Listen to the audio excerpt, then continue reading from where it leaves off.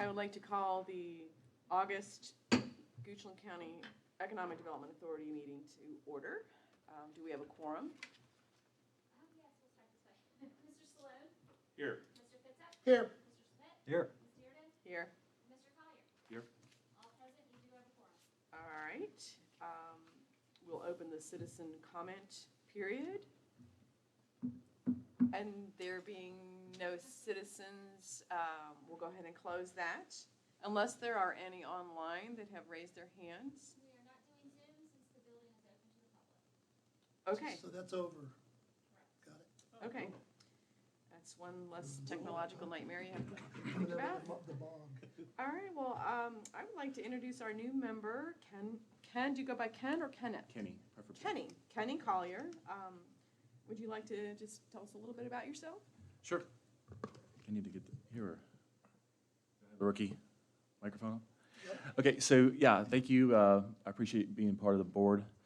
About 2007 is when I moved into Goochland. 2009, I started my own small business in Goochland.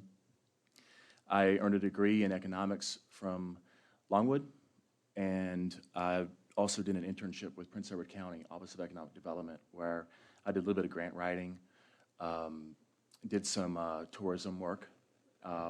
Granted that I won't age myself, but it's been several years since. But now that I feel like I've got my feet settled under me, I feel like it's time to me to get back to a passion, and that's economic development. Cool. Welcome. Welcome. We're really Thanks. very proud to have you on our board. Thank you. Just letting the authority know that we had a 2-hour orientation session with Mr. Collier. It went very well. We tried not to inundate him with too much information because it's like drinking from a fire hose sometimes, but we really appreciated you coming out and hanging out with us. Casey was there as well, and we had a little orientation package. And we didn't give you that quiz we talked about, but we're gonna have to craft it. It's only 200 questions, so. Yeah, the initiation. Oh yeah, the initiation too. But welcome. That's being called treasurer. Good. All right, has everyone had a chance to review the minutes from our last meeting? Yes. Madam Chair, I move that we approve the minutes as stated. I'll Written. second that. Any comments? Changes? All in favor? Aye. No opposed? All right, the motion carries. Moving on to scheduled matters. Do we have a treasurer's report other than what's in our packet? All right, so we can look at the, you know what page it is. I think page 6A. Usually it's near the end, but.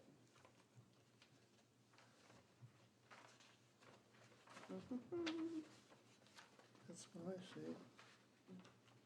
Where is our? Packet page 11. Page Oh. 11. All right, there we go.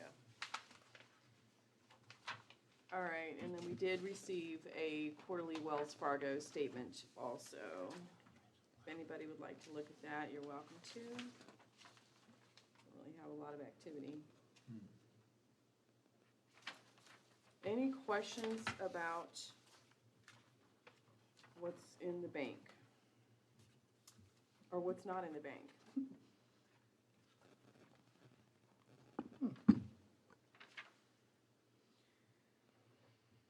It just hasn't been any activity, so it just looks a little strange. Right, it does, because of the new fiscal year started July 1. Oh, okay. So you're Okay, so past. it wiped out all our history Correct, for the yep. year. So it'll start building again through the fiscal year.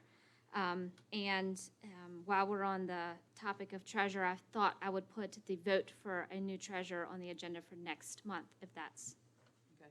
Yep. acceptable.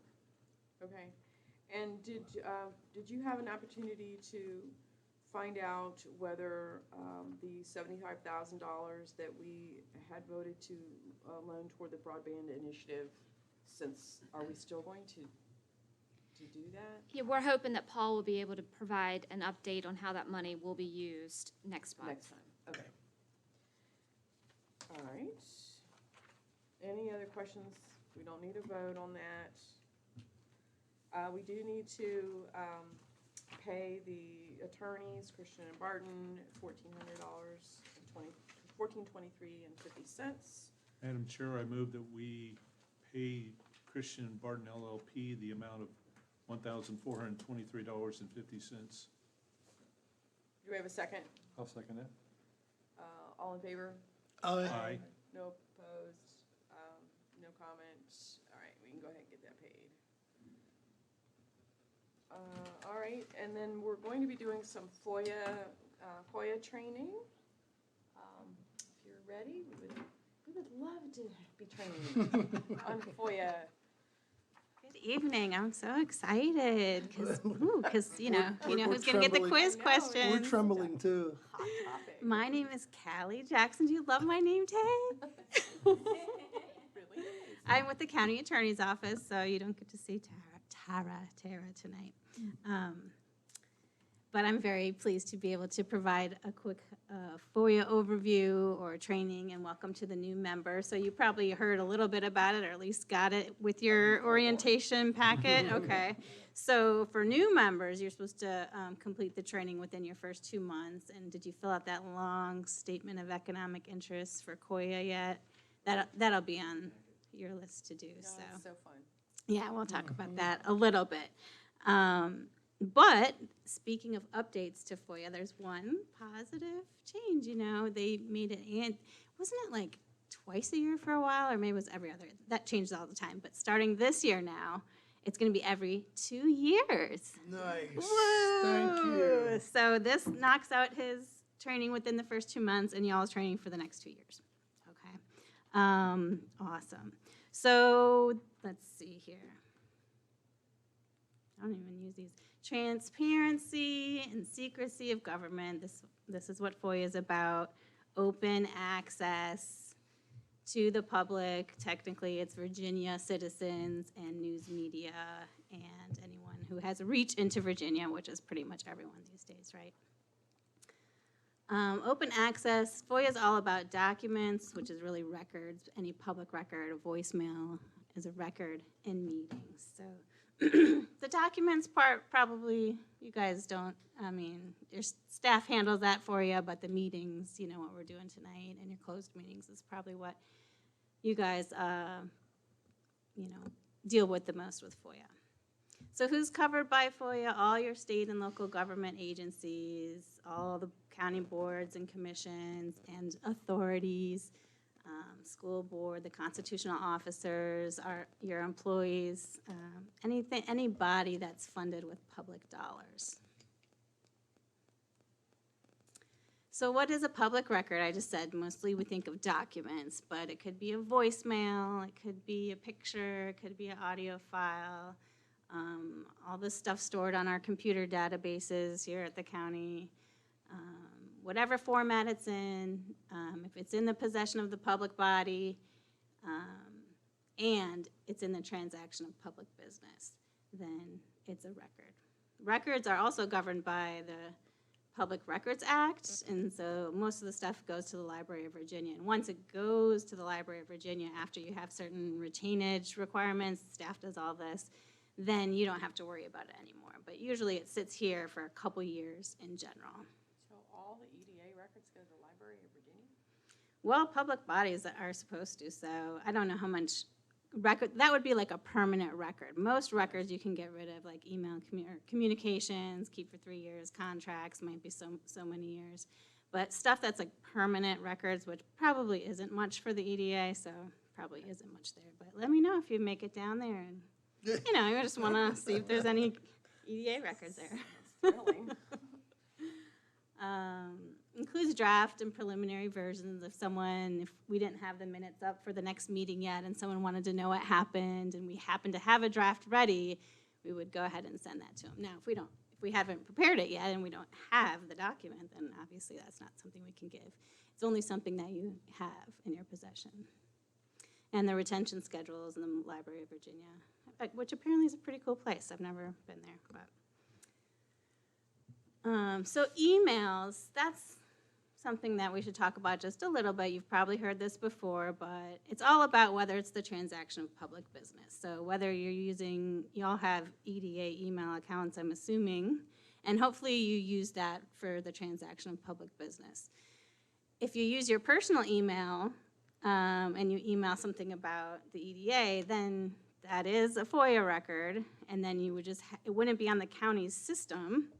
And so if we got a request for your, for any communications between an EDA member and this project, we'd have to ask you to forward it to us or provide it to us. It's just so much easier if you just keep your business, your county emails on your county, and then we just ask IT for it.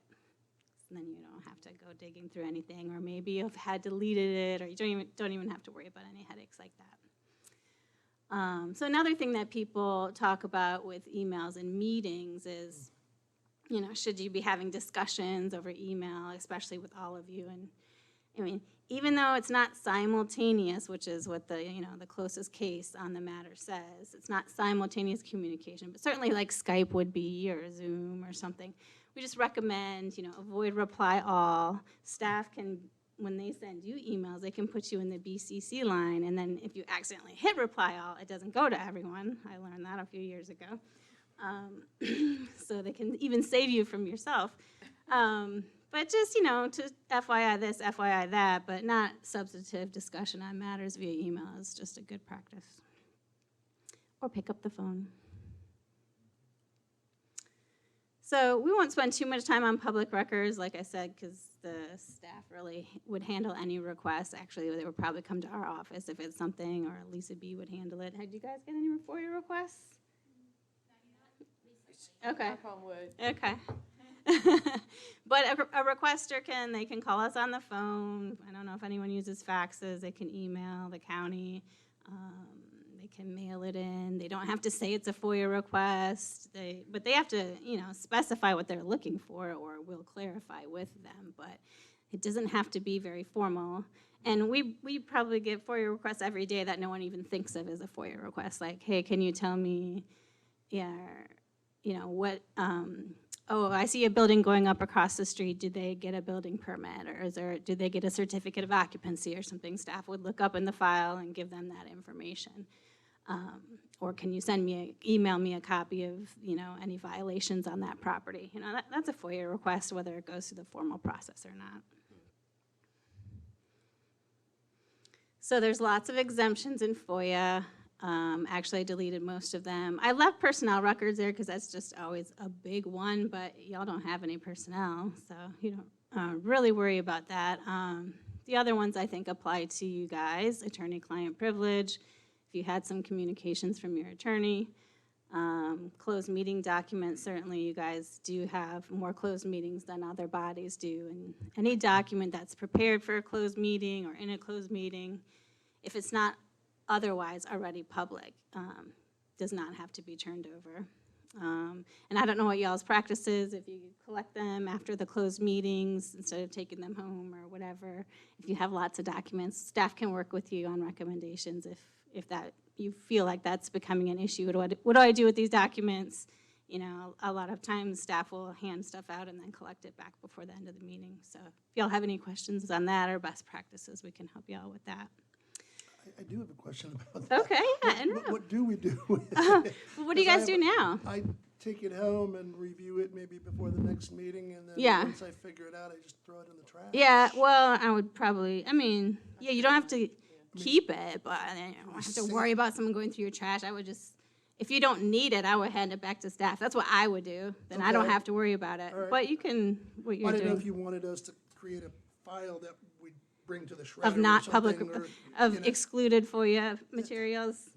You don't have to do that, but whatever makes you feel comfortable. I like the least amount of worry, Right. and like more paper at home, not good. So Right. if you don't need it, I would just be like, go ahead and offer to collect them and recycle them. Yeah. Thank you. You're welcome.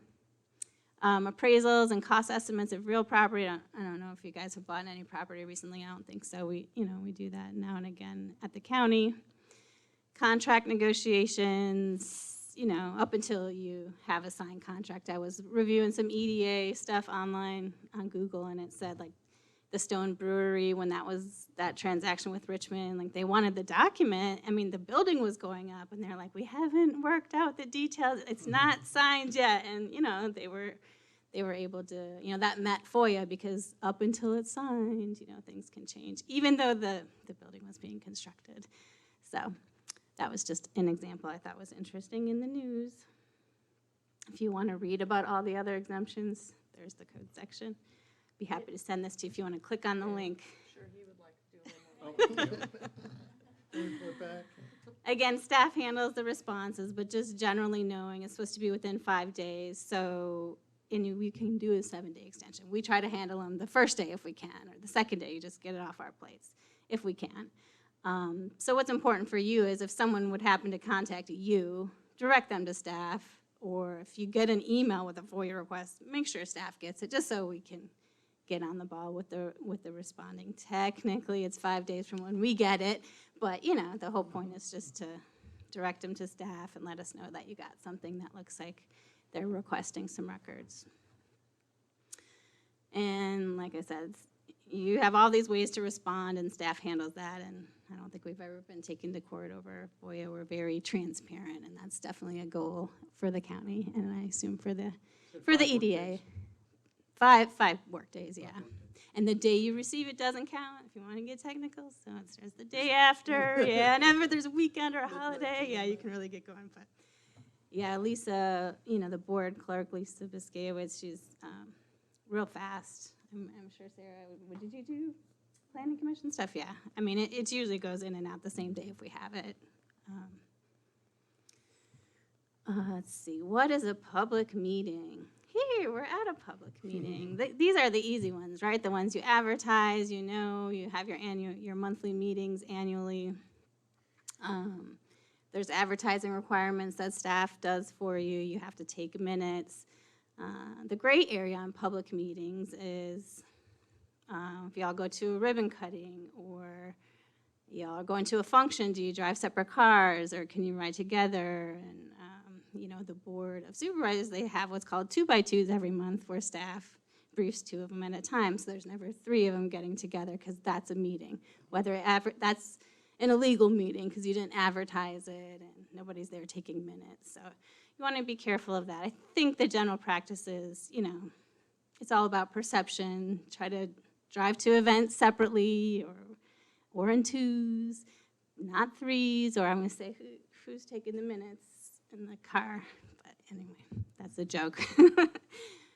Let's see, staff provides a notice, that goes up 3 days in advance, unless there's some emergency meeting, you just have to do that as soon as practicable, but I don't see that happening here too much. All meetings are presumed open unless specifically exempted. Someone can be recording this, I think we're recording this, anyone from the audience could be recording it, filming it, attending it.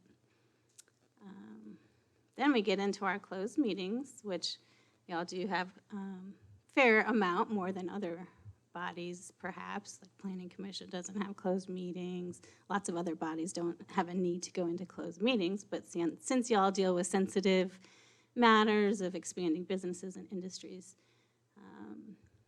you have that exemption.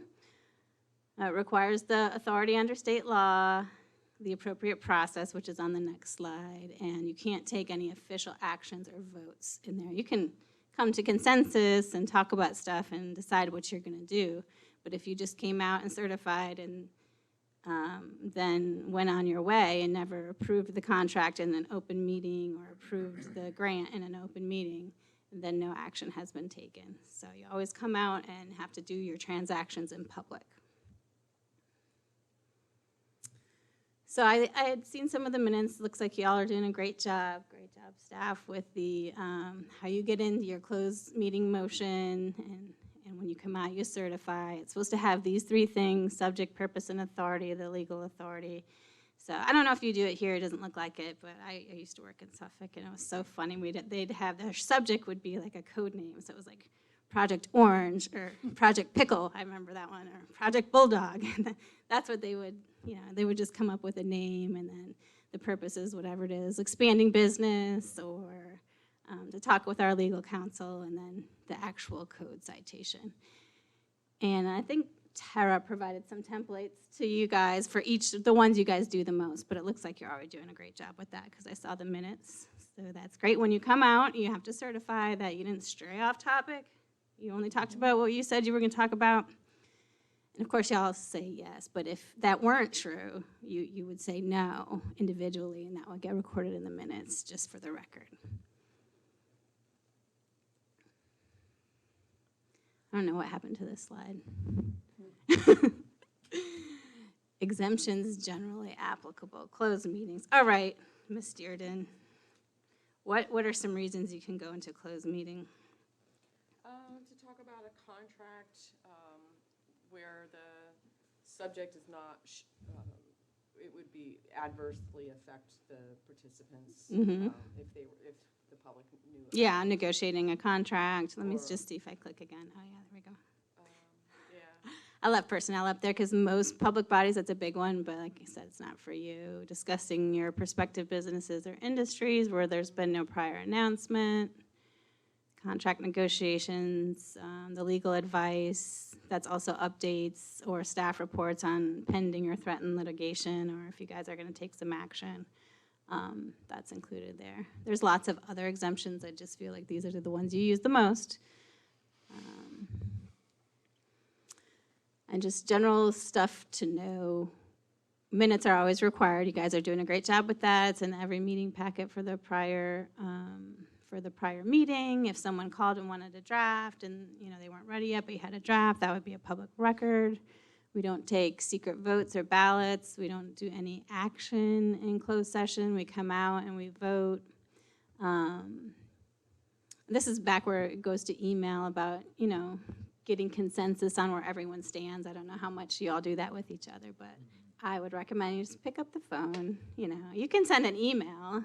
That's fine, but that's a public record. So the phone is, you make sure, just one of you, I don't know who does the call-in, but anyway, I'm sure there's a lot of that. And, just be mindful of whether you want it to be a public record. If you do use email, use your county email.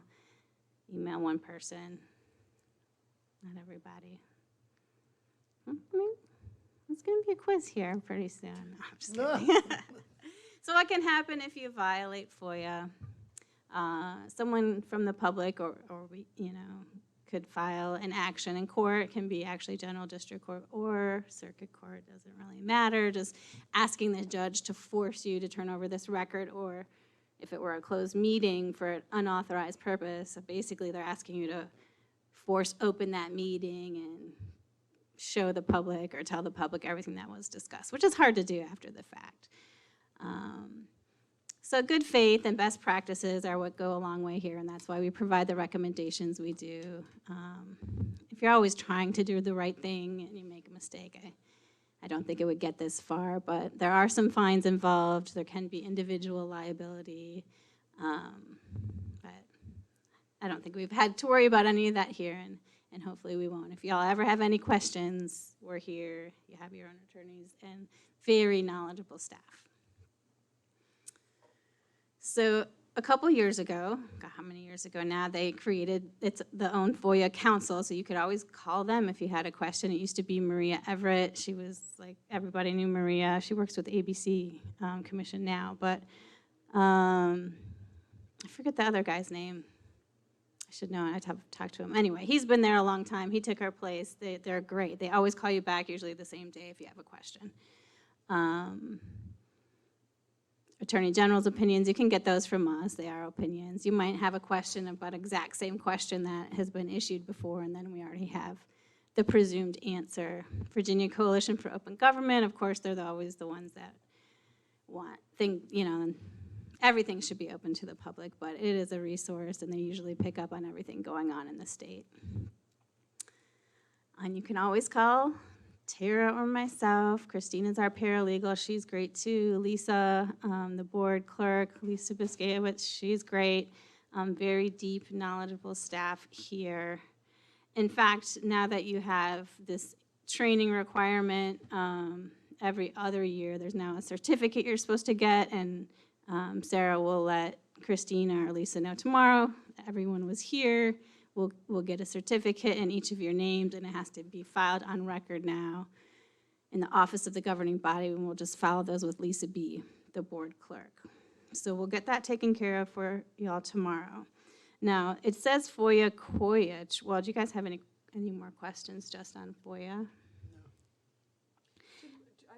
trying to remember, do we determine whether you can actually vote by email or not? You mean under your electronic meeting procedures, like when we weren't having meetings? Right. Vote by email? That's interesting. I would say, It's come up a few times, but I don't remember what that.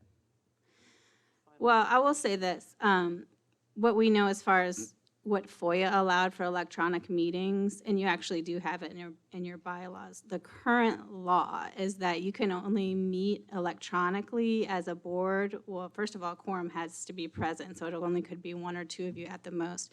And it has to be for a medical or some kind of emergency. And you have to have adopted the procedures in your bylaws, which you all have done, because I looked at those before I came down tonight. So technically, you could do an electronic, we just did this with the planning commission, we put it in.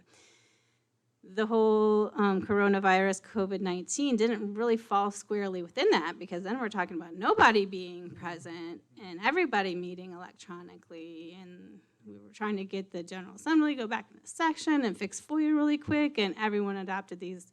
We kind of took it and just created the best we could, and under the state of emergency, the county adopted this continuity of government ordinance, and that's how we said we're going to do the best we can to have these electronic meetings, and the governing body, the Board of Supervisors, said that was true for every governing body. This is a really long way of saying technically electronic meetings aren't even allowed outside of this emergency.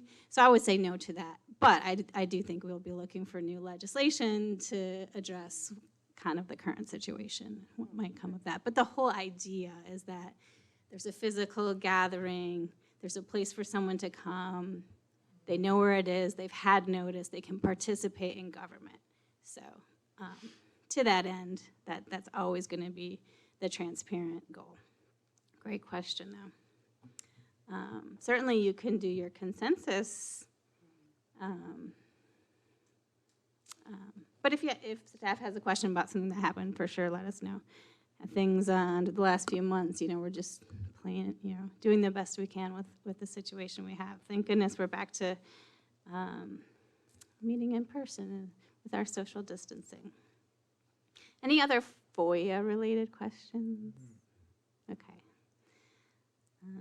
As for COIA, unfortunately, or fortunately, if you have a computer and you like to do things independently, that one, you can't get certified by a county attorney. You have to go online and do that one yourself. And there's a COIA council, just like there's a FOIA council, so separate website. And What does COIA stand for? Yep, Oh, Virginia Conflict of Interests Act. suddenly blanked. Yeah, no, it's okay. I was hoping I wouldn't suddenly blank. Thank you, Mr. Patek.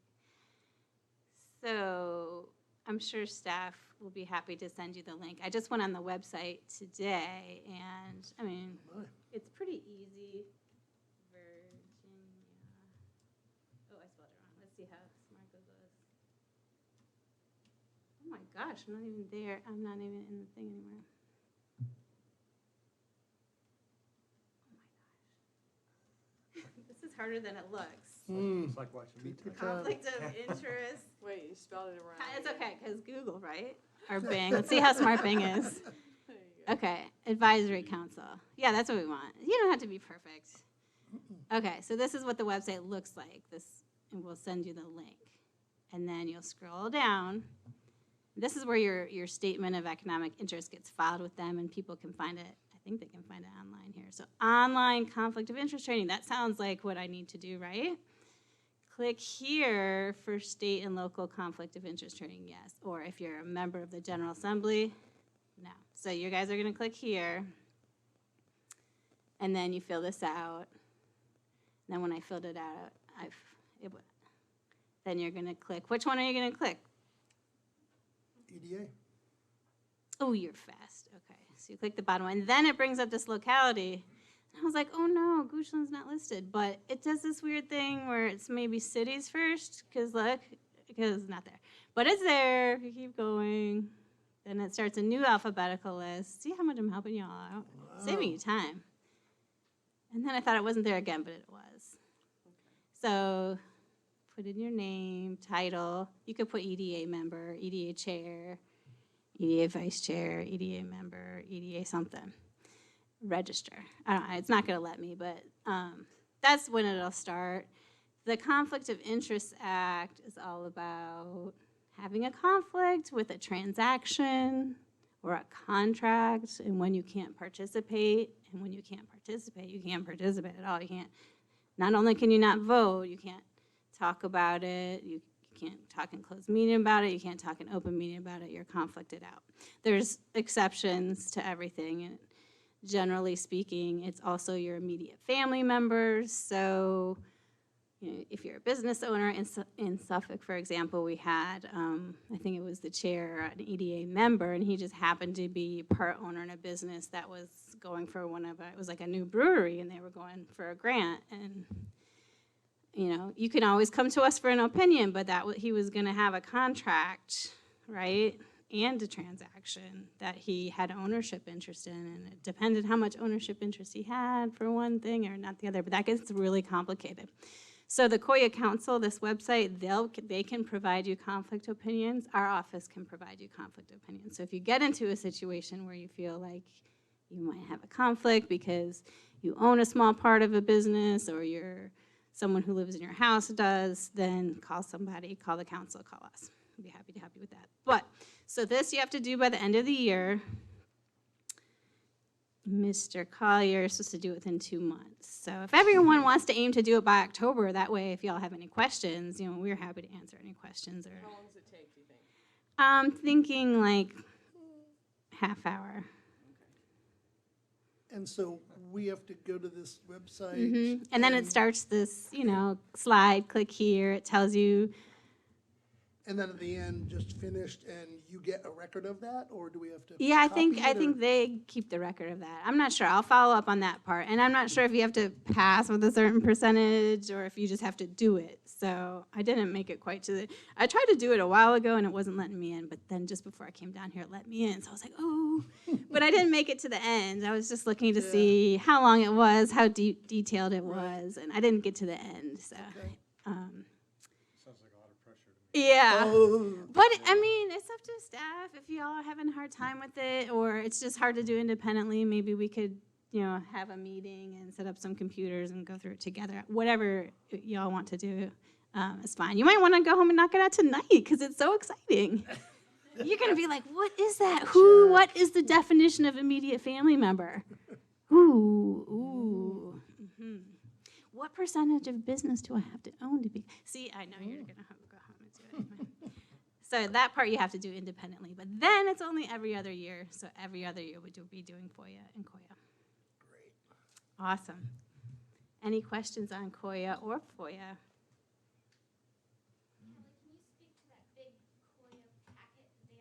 Oh, yes. Hopefully you filled it out already because it was due. And I'm pretty sure Lisa told me she got everyone's. So y'all did great.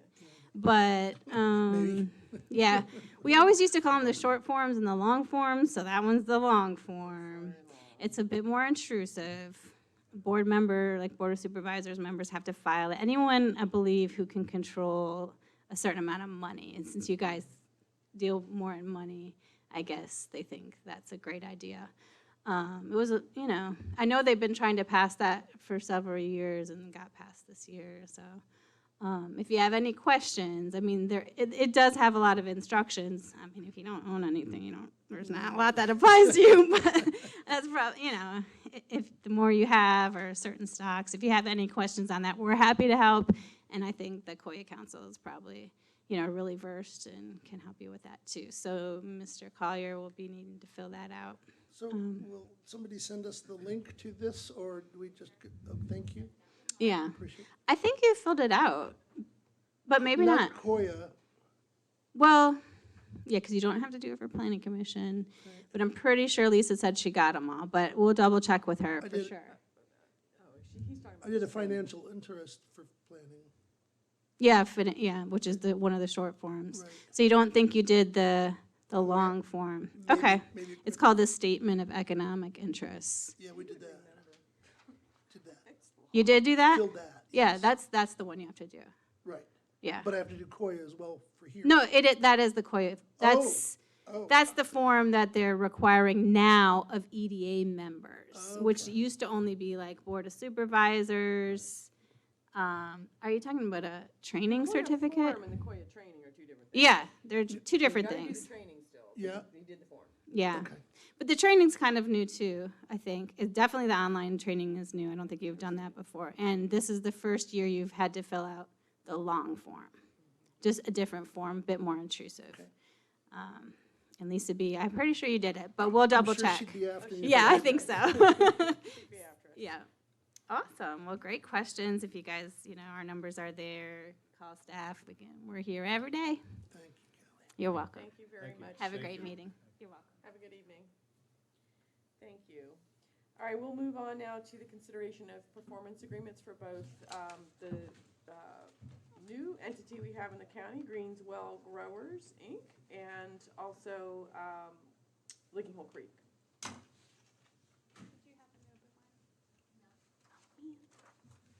Sorry. For some reason, I thought it was open. Oh, Lord. Oh, where am I going? Where is it? Oh, there we go. Sorry.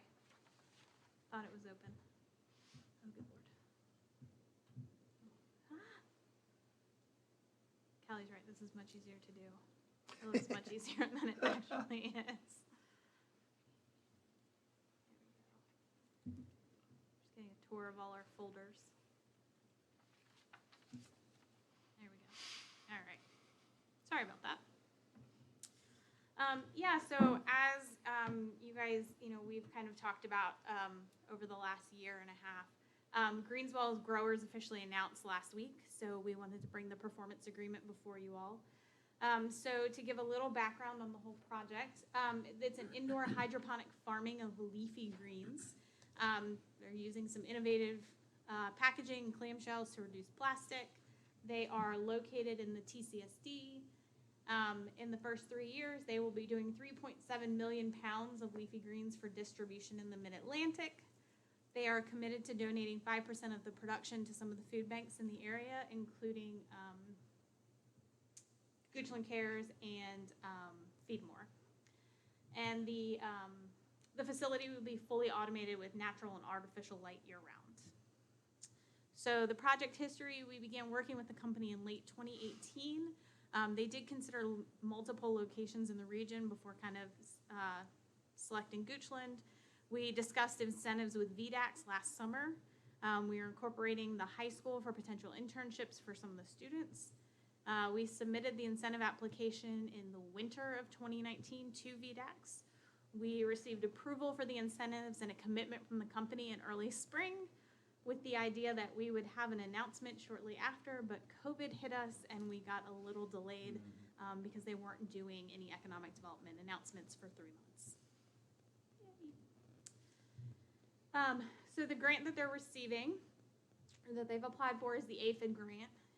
So it's discretionary performance-based incentive, so it's kind of a little different than some of the performance agreements we've done in the past.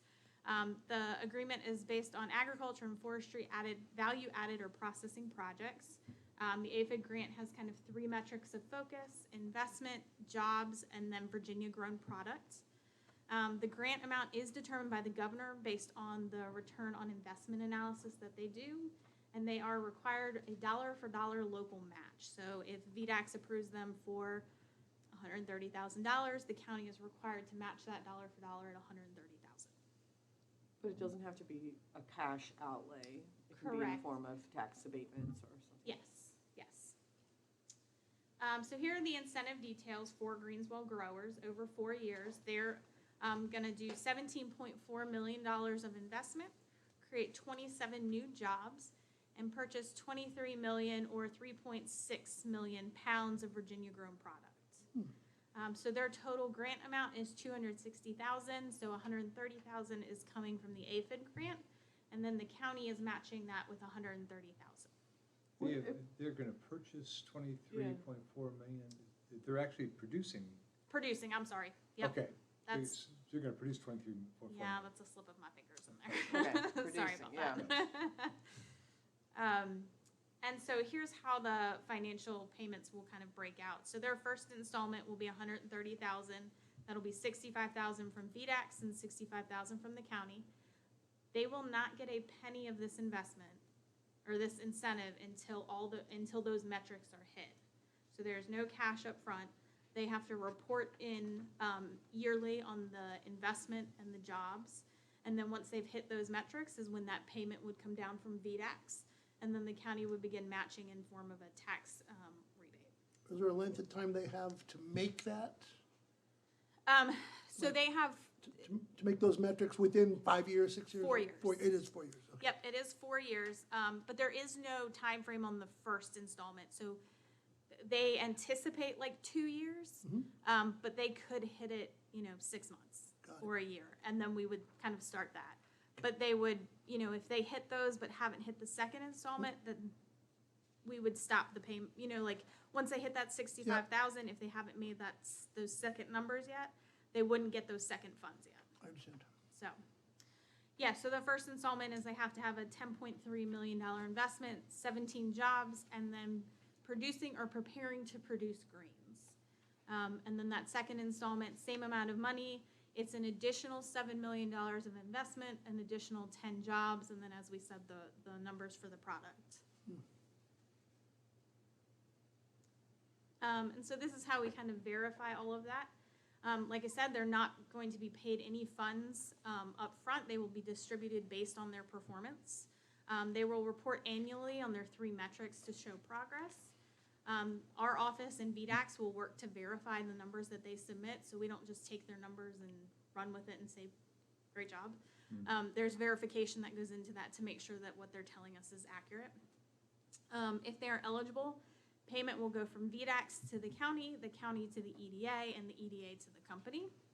So agriculture is the agency that's going to check the financials on this, basically, and tell us that they've met their metrics. So they will, so the company will submit all of their paperwork, if you will, and kind of like, this is where the money has been paid and things like that, and they have to show proof of that. They And have then- to submit it to the county first, right? Correct. And the county submits it. Yes, and then we Okay. submit it to So VDAX. we would be reviewing, the county would be reviewing it as well. We're not Correct. taking VDAC's No, word for it. no. Okay.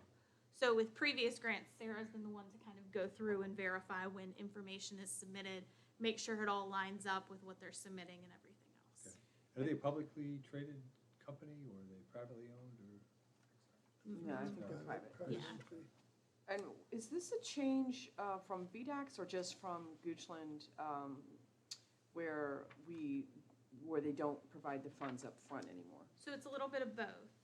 It is a recommendation from our side of things, but my understanding is that this is the first one that VDAX is doing where they are doing kind of delayed, if you will, delayed funds, but that's kind of where they're leaning towards going more towards. And so then the county funds will be paid yearly based off the amount of taxes they've paid in by the company, and the rebate will not include TCSD. So that will be pulled out of whatever they pay in, so that will not go back to them. Any questions? I know I ran through that pretty quick. Yeah, actually, it was very good. I'm just curious, will they be selling the product under the Greenswell label, or are they doing it for a bunch of different? I'm just wondering if we get any branding out of the county gets any branding out of this. I'm not sure as of yet. I'm not sure if Okay, it'll say yeah. Greenswell Growers, Just Goochland curious. County type of Yeah. thing. Yeah, what we do know is they're not gonna sell on site. They're actually just gonna be producing, and it's gonna go into the back of a semi-truck or a bread truck, and it's gonna go out to a distributor. I'm assuming their name brand is gonna be on it, but I don't know exactly what that looks like just yet. But that's Yeah. an Okay. interesting question. We can actually look You into could that. probably Yeah, do it just- for individual stores. Yeah, I'm just curious as, whether. Yeah, no, that's a great question. We Grown can in look into that. Goochland or something, GGG. I think GQ. VDAX, I'm not sure about I'm sorry? like an agricultural Yeah. commodity Greenfield product growers like in that, but I know other Uh-huh. products that VDAX regulates have to have the address where the product is produced. But I'm not sure about the agricultural product. I'm not sure, but we can definitely find out. Has our council reviewed this? Yes. Yes. They have? So Okay. our council, your council has reviewed it. Tara has also reviewed it. It went through kind of a couple different verifications and rounds, and then went back once both councils made their notes. It went to the Attorney General's office for their approval as well, because it was obviously their kind of agreement, and then they signed off on it. So as I understand, the only liability the authority has is we basically have to pay if they meet the Correct. goal. That's it. I don't see anything else, right? But we're not paying anything out of pocket, we're just Correct. in the form of a tax abatement. Correct. The- So you're more of the a state- funding agency. Right, and correct me if I'm wrong, Casey, the state will give us that check, and then you would in turn just give the check to, Right. yeah, so it'd just be a pass-through. Yep. On that, like, the hard cash side of things. Right. Yep. Well, Madam Chair, I would move then that we, as the Economic Development Authority of Goochland County, approve the Greenwell Growers, Inc. performance agreement. Do we have a second? I'll second that. Do we have any other questions or comments? I do, actually. I'm really new at this, I'm just starting to get the hang of things, but I did have some questions, just briefly looking through this. Yeah. Are they bound to only produce leafy greens? If they decide That's a great that question. tomatoes are a better product, could they switch to tomatoes? And also, what is the definition of leafy green? Yes, so we actually had this question earlier with concerns over other substances potentially becoming legal. It does say in their performance agreement that it has to be an item that is legal at federal, state, and local levels. So if the state were to pass something that legalized a certain other substance, but it is not federally legal, they could not produce it. It would not qualify under here. And they are also not bound to leafy green. Their performance agreement says leafy greens. So I think if they were to pivot, I think that would be a discussion we would have to have with VDAX about whether or not that item would qualify under the existing performance agreement. Thank you. Yep. Do you have any other questions? Touch real quick, I do recall, and this was probably about a year ago, just to ride the coattails of that a little bit more. I recall Mr. Metzger telling us, and that's the applicant, the owner of Greenswell Growers, that the leafy greens were the equipment that he's purchasing. That's what they produce. So if he was to pivot and do some other type of vegetable, I think he would have to buy different types of equipment to make that happen and spend a lot of money reprogramming some of his equipment, if I remember correctly, but we can also look into that as well. That's right. Thank you. And the equipment's extremely expensive. Get back up here. I always forget to get talking to the microphone. The equipment is extremely expensive, he said, and it's all coming from Europe. So I think if he was to pivot, it would be a little difficult for him to do so. But it's not to say he couldn't, but we'll look into that. It's a great question. Okay, we have a motion on the table and a second. No more questions or comments? All in favor? Aye. No opposed? All right, the motion carries. Awesome. Thank you. Good. And moving on to the not Hardywood, the Licking Hole performance agreement. Yes, Madam Chairman. Before you this evening is a request to review and approve the amendments to the Licking Hole Creek Craft Brewery performance agreements. Their performance date still is August 31st, 2020. We have been in talks over the last year about extending this performance agreement, and so this evening it is before you for a vote. The Board of Supervisors did already vote to approve the extension at their August 4th meeting. It got kind of out of line because we had to get it in before the expiration of the current performance agreement. So it fell a little bit out of a line. The amendments before you reflect new performance dates from 15 months. So they also require progress reports until the new date. It clarifies which parcel is eligible for tax rebates. It deletes language that requires the EDA and the county to advance funds if performance is not met. It has been reviewed by your council and by the county council, and staff recommends that you approve the performance amendments. Madam Chair, I move that we approve the Licking Hole Creek Craft Brewery LLC amendment to the performance agreement. Do we have a second? I'll second that. Any other questions or comments? And if I understand reading this correctly, it does not change our liability or our performance in that we have to enforce this anywhere beyond what we have already done, which really it falls down to the county, correct? Correct. It's not the authorities or invest. That's correct. Thank you. We had a lot of discussion last meeting about some of the misgivings we had on this thing. So basically, my vote is because it helps us basically to extend the agreement, give them more of a chance to, to get the business rolling and stuff like that. Has anybody checked, because I asked a question in the last meeting, I don't know if anybody's gonna check on it or not, but if we looked at their financials and are they producing income, like net income now, or? I have not personally reviewed their financials, but they did receive an SBA loan recently in April. Yeah. And I know the SBA, their review process is fairly stringent.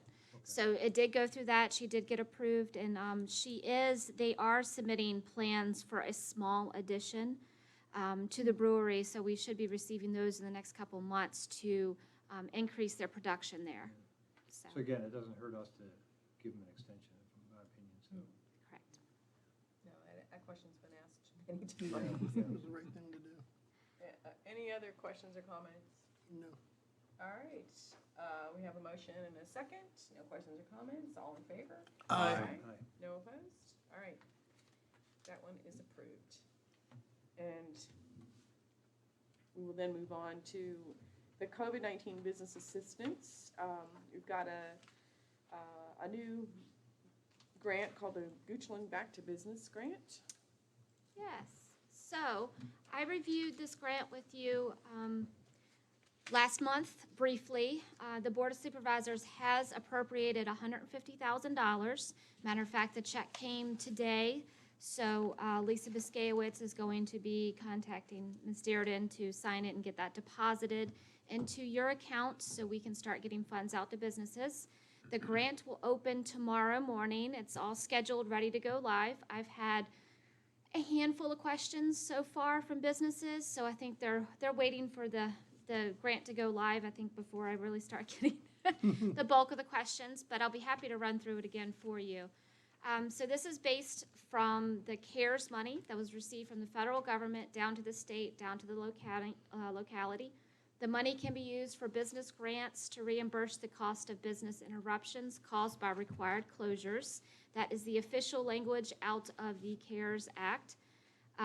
So the Goochland Back to Business Grant would reimburse businesses for expenses related to costs incurred to remain in operation or having to redesign their requirements, their operations to meet requirements to open.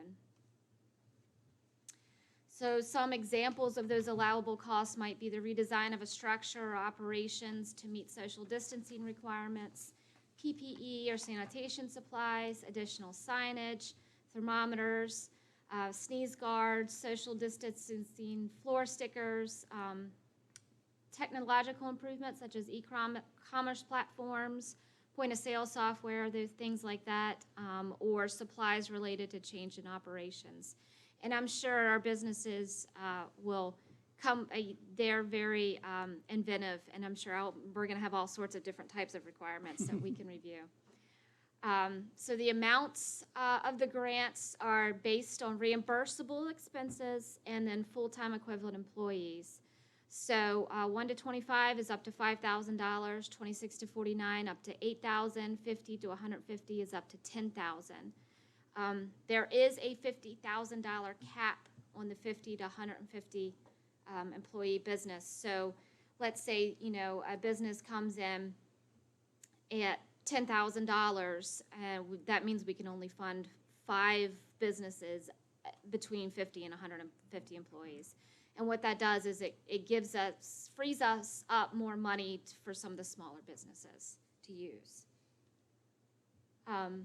Eligibility, small businesses must be established with a principal place of business in the county. You must have at least one and less than 150 full-time equivalent employees across all of your locations.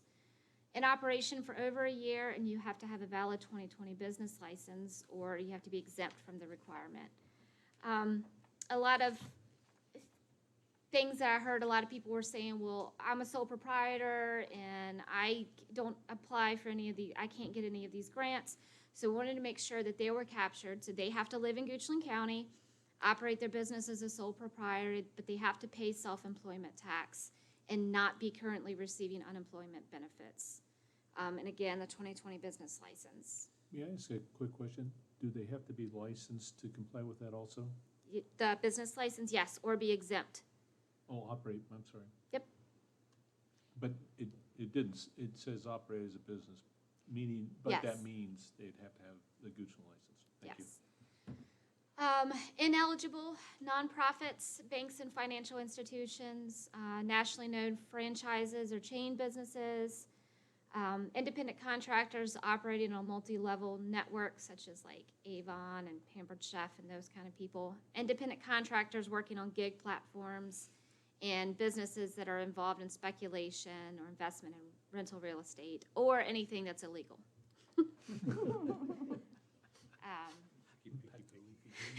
Grants will be awarded on a first-come, first-served basis. They must have the full application and documented reimbursements in order to be considered. So when we start getting these things in, we're going to review them. If something is missing or something is amiss, we're going to contact them immediately and say, I'm sorry, this is not complete.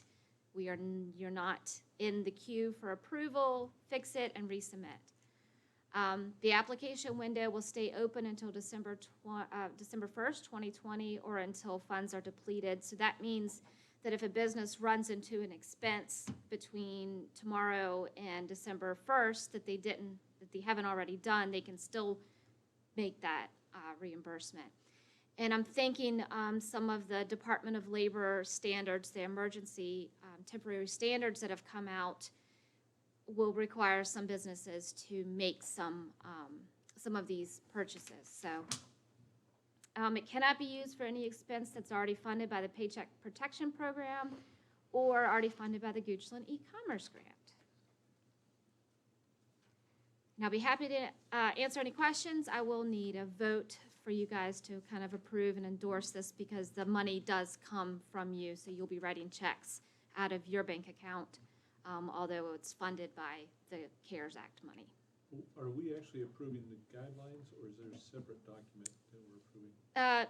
No, just the guidelines and, Which we reviewed last month. Yeah. also. Yeah, right. and I do have a copy of the application if you would like to see that. So what that kind of looks like. Pretty standard stuff up top here.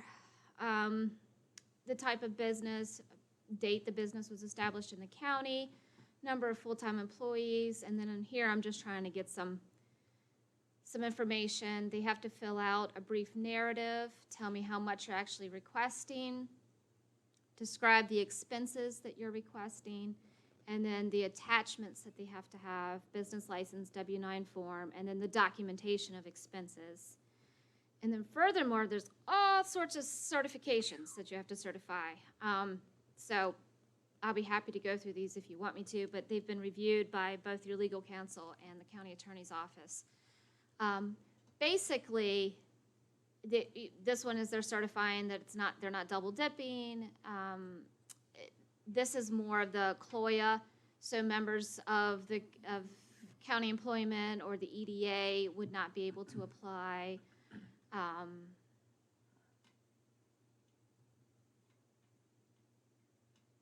This is basically things that are saying it's subject to FOIA, and then of course the standard hold harmless and indemnify.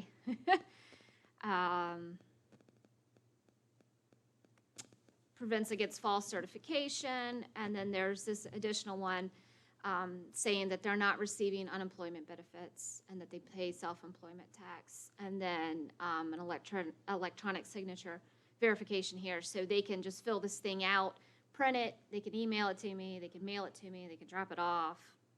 I'll even come to the business and pick it up. So, So they don't have to provide any of their tax returns, they just have to certify that they. yeah, just a W-9 form. Okay. Yep. Madam Chair, I move that we approve the Goochland Back to Business Grant Program. I'll second that. Motion and a second, any questions or comments? All right, all in favor? Aye. Aye. I think you have a unanimous vote. Awesome, I'm Thank you. That's excited to get that going. And So, I'll be out of town till from now when I leave until Saturday. So Okay. will Monday be okay? yes. To come and sign? Yeah, I think so. So a couple other business assistants, COVID-19 related things. I'm seeing a steady number of experts say that this will be our new normal for the next 2 years.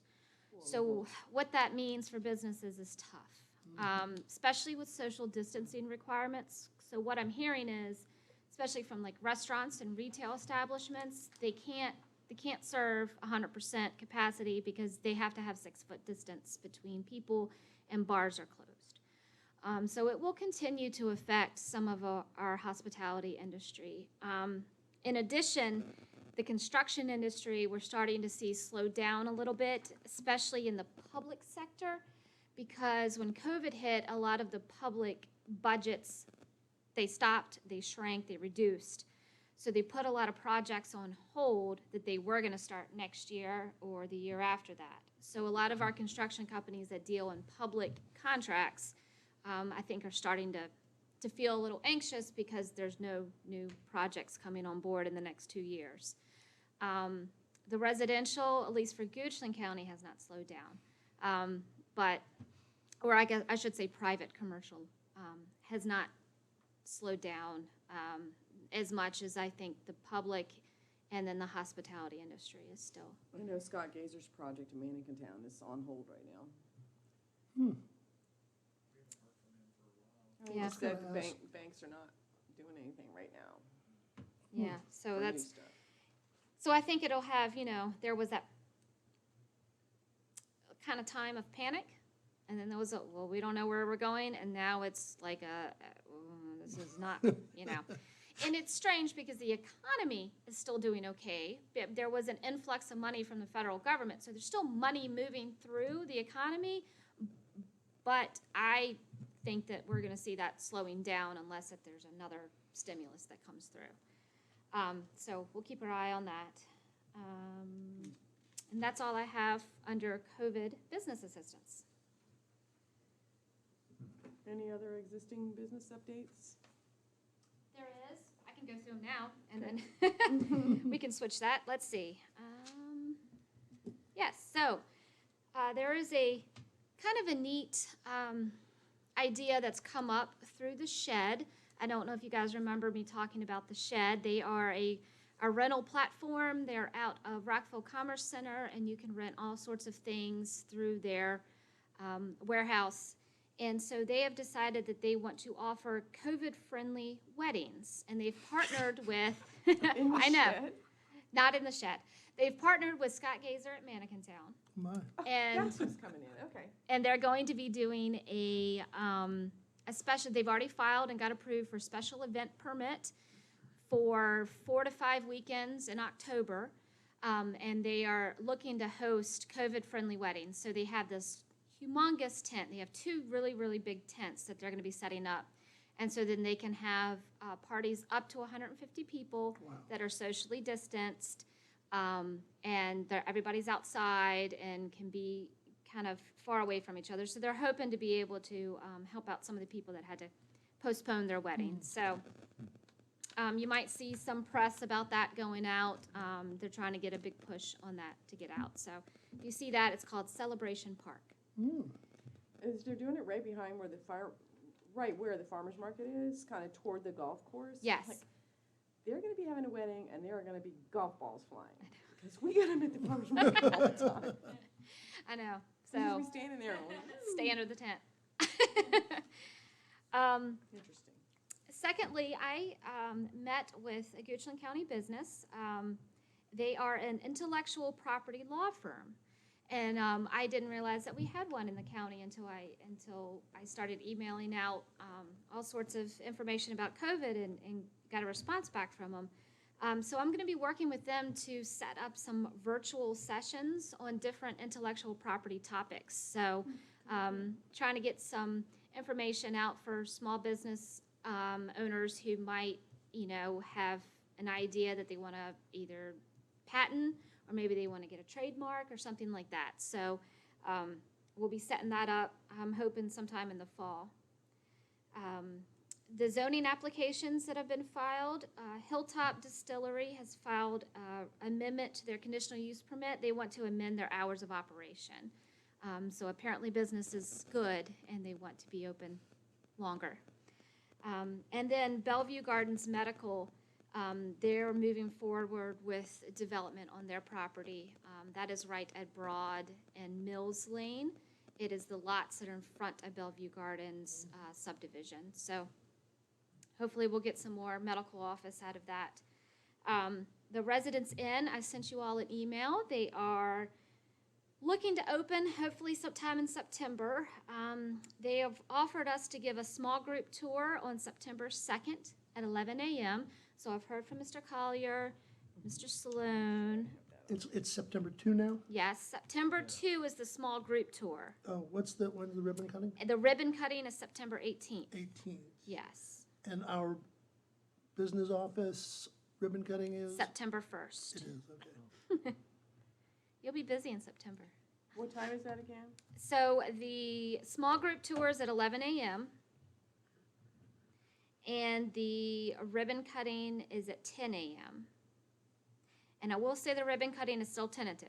They're still working through some Okay. final I things. thought you said tentative on your email. Yes, so that will be confirmed at a later date. But the small group tour is still on for the 2nd. So let me know if you're interested in that because we have to set it up so there's not too many people going through at one time.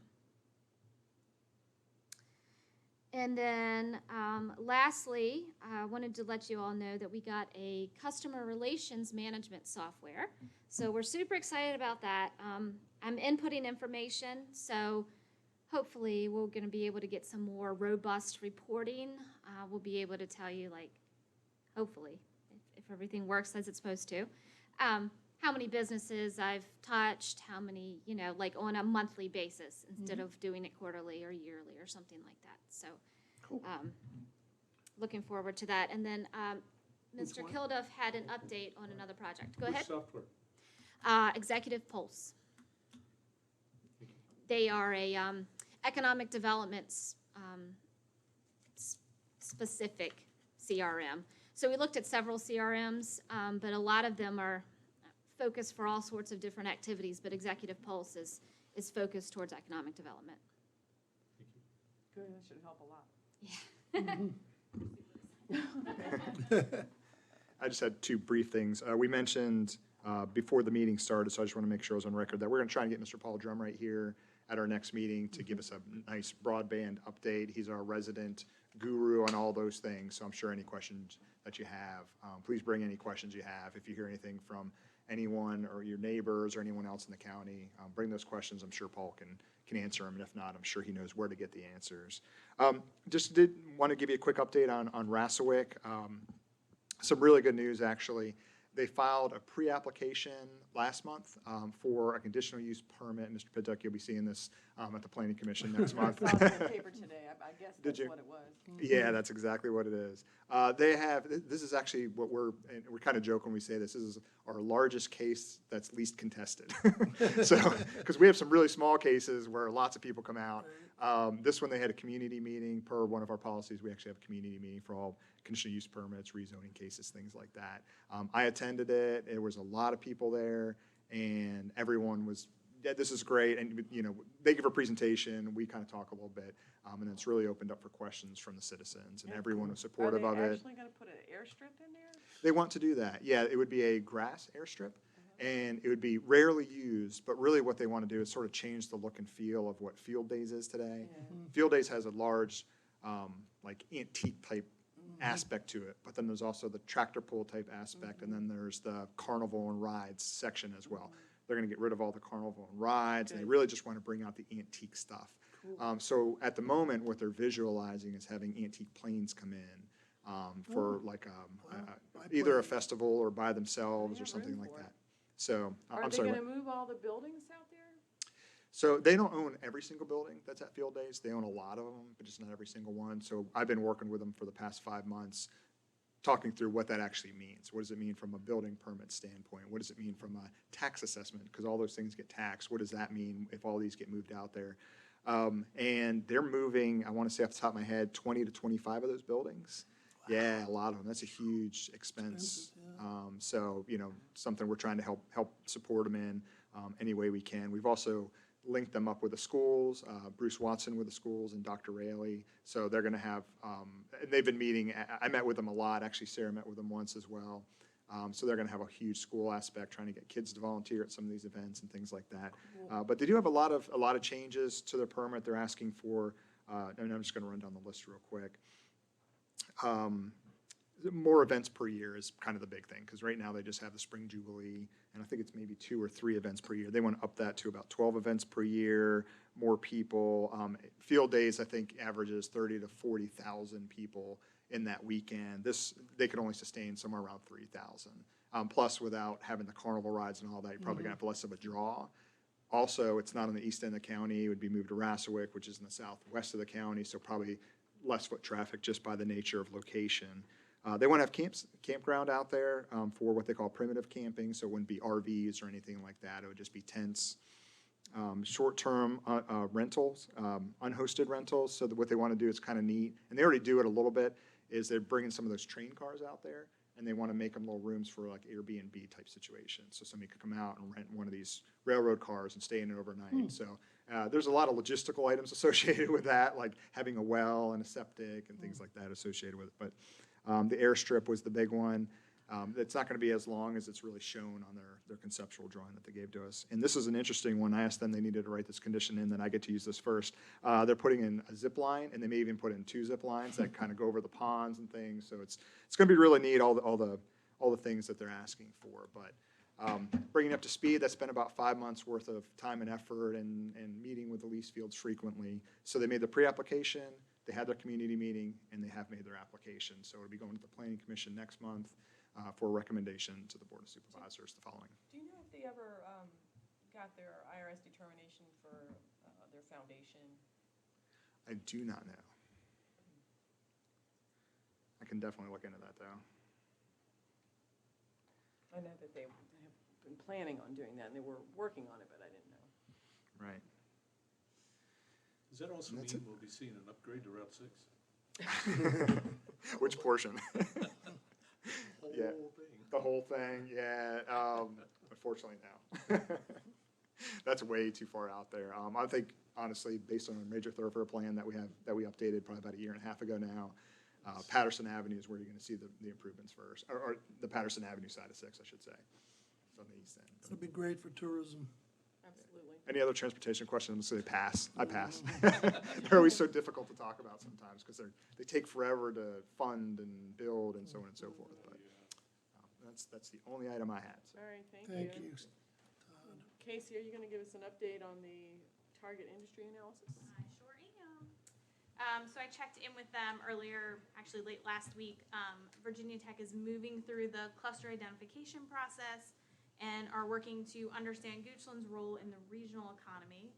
They've identified 2 of the more obvious clusters, which we've kind of talked about when they presented to us, which is the management, corporate services, and finance. And they're working to evaluate other clusters outside the county's most prominent areas of specialization.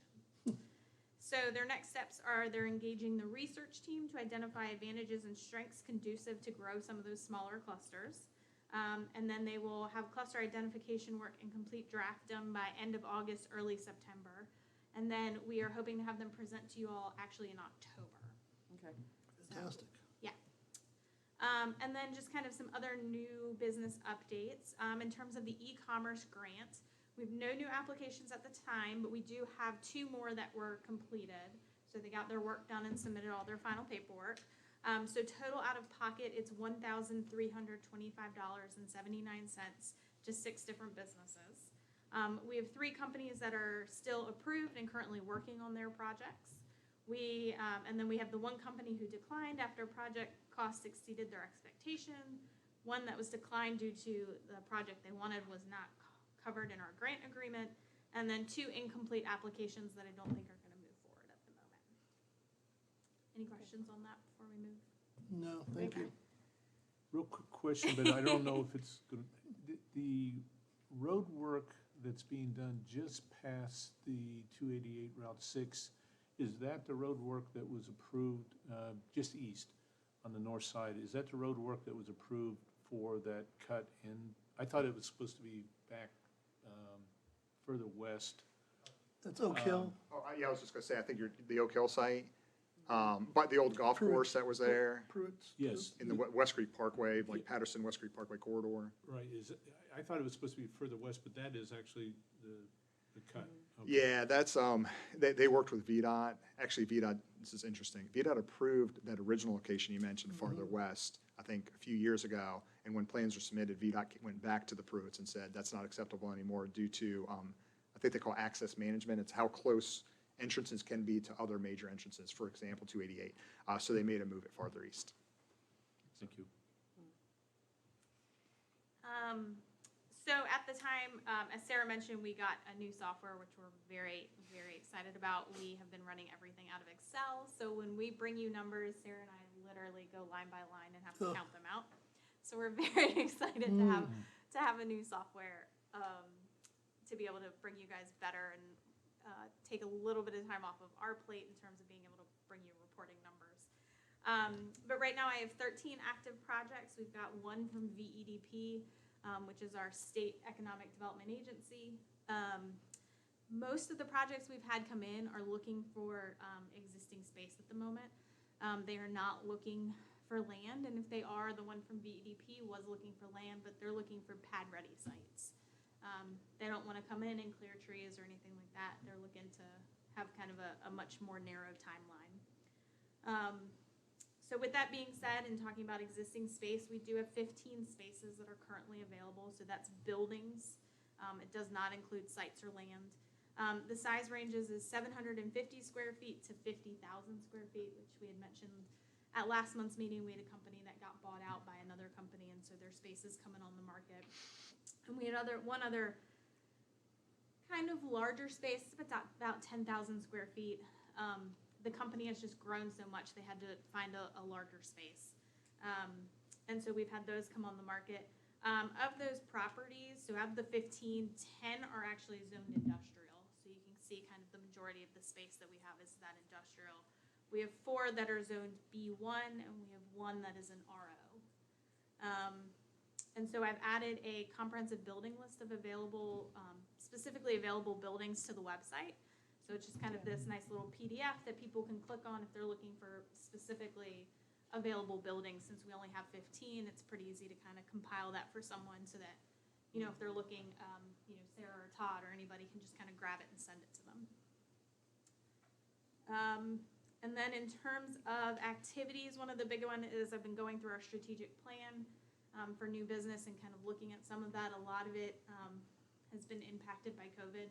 So a lot of those, you know, deadlines and things that we were really hoping to have are kind of getting pushed a little bit.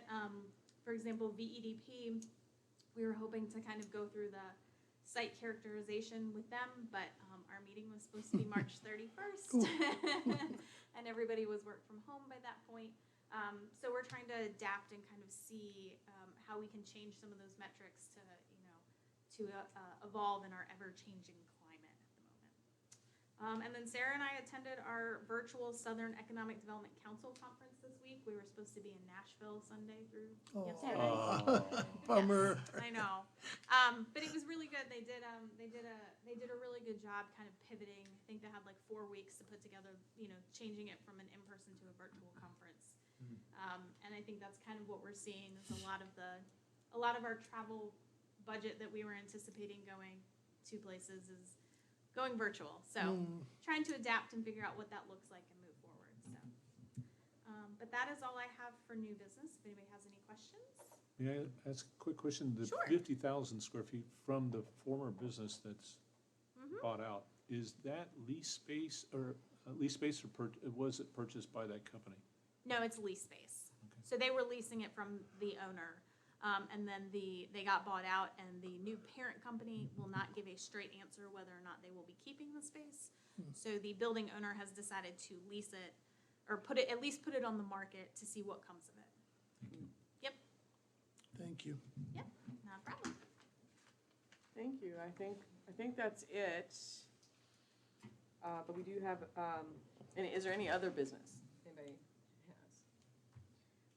So we do have closed session. So before we go into the closed session, I need to go ahead and read this.